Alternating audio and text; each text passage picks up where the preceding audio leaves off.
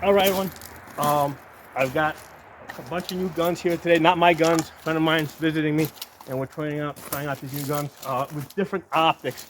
So my base point here for comparison is the Holosun 510C because I've been working with this for a very long time, and I'm now looking at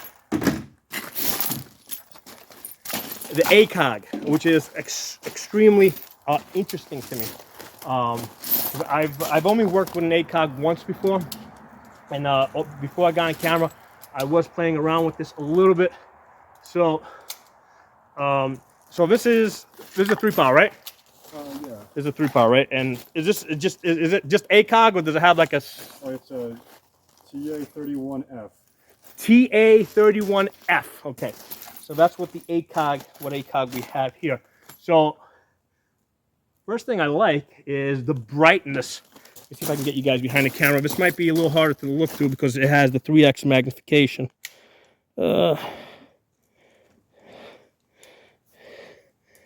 See if I can line you guys up. I don't know if you guys are going to see the image, but whatever.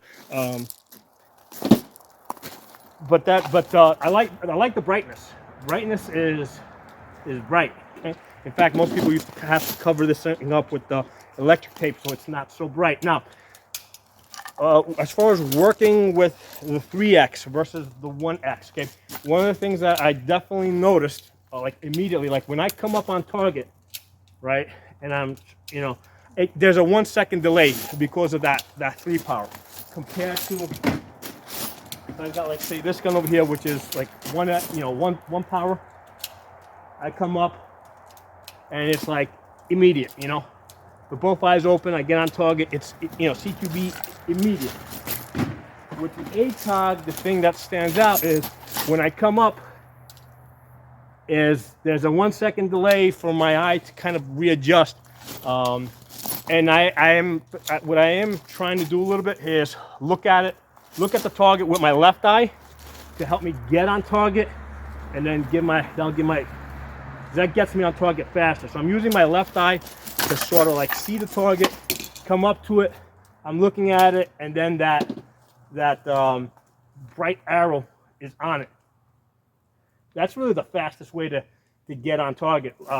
Focus on it with your off eye, like almost in advance. Come up, and then when you come up, it's kind of on it. There's still a delay. I mean, there's no question that's there. Now, obviously, this is not meant for a CQB environment. Okay, this is meant for, it's 3x, so it's meant for more distance. But if you do end up indoors, initial impressions, having not worked with this in quite a while, there's definitely that delay, that 1 second delay of your eye adjusting to the 3-power. Not surprising, because I got variable scopes. Same issue if I keep something in 3-power. There's a delay. If you go down to 1-power, it's faster. Now, as far as the piggyback goes, there's a piggyback on this. Which optic is this? That's a Holosun 509T. This is the 509T. See if we can give people a peek through this. There it is. So I've not worked with this on a pistol. Oops, let's knock the camera out. All right, I accidentally picked the camera. So I've not worked with this on the pistol. So this is my first time looking at it. So as far as using this for a CQB environment, this is sitting so high that, I mean, obviously if I get a cheek weld, I'm not going to see up here. I'm looking in here. So I have to kind of lift my jaw up. Even it's sitting so high that, and it might just be this setup, I don't know, but it's sitting so high that my jaw basically needs to be off the stock. So I have no way of anchoring this. So if you're moving around and you're trying to, yeah, see, I mean, I'm having to move my head around because I have absolutely no cheek weld at all, not even a jaw weld. I have to fish around. I have to fish my head around to find the reticle on this pistol optic that's piggybacking on top of that. It's actually faster for me just to go to the ACOG, because with the ACOG, I got that cheek weld. Okay, it takes a second to adjust, right, because of the 3-power. but I'm finding that that is still faster than coming up and not having a cheek weld at all and trying to fish around, move my head around to find the reticle in this pistol optic. So it is faster to just go to the ACOG, despite the 3-power, take the 1 second that it takes to, you know, get yourself, you know, to kind of focused, and shoot that. So that's my initial impressions. You know, maybe if I shot this more, I would get better at it, either with using the ACOG, maybe I wouldn't have that 1 second delay, or if with the piggyback, maybe I would find some way of getting on it faster. You know, but as it is right now, it's definitely faster for me to go to the ACOG versus this pistol optic up here.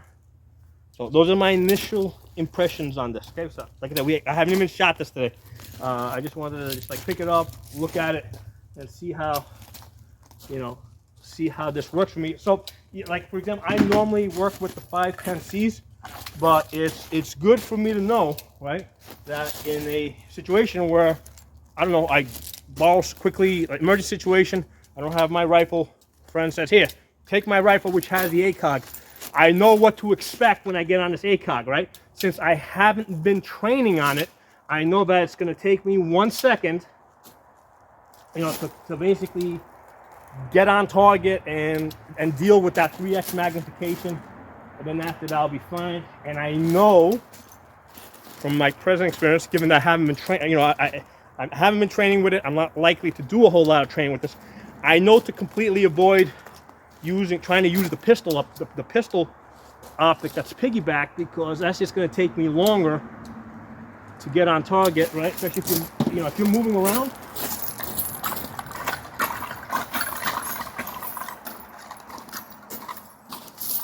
I mean, you'll get better at it as you practice, but if you're, moving around.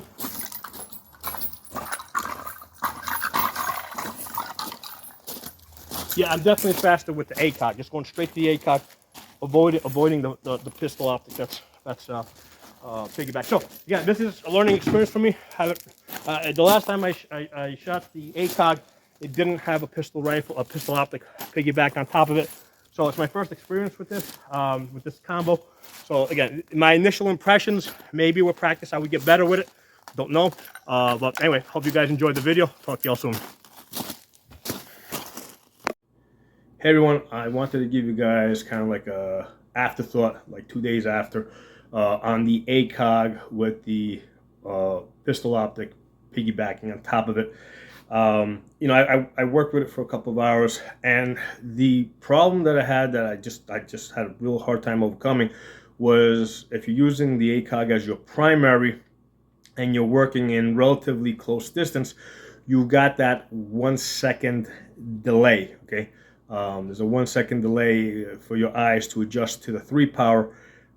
That was just slowing things down. Okay, and when I tried shifting over to the piggyback, right, to the micro optic, what I found is that I didn't have a good cheek weld, so that was slowing me down that way.